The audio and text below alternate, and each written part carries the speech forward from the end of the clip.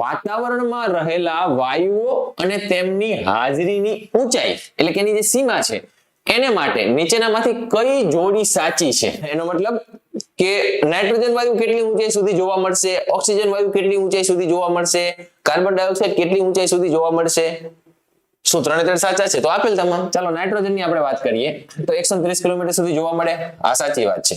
પૃથ્વી સપાટીથી લગભગ 130 કિલોમીટરની ઊંચાઈ જે છે ને ત્યાં આપણને નાઇટ્રોજન વાયુ જોવા મળે.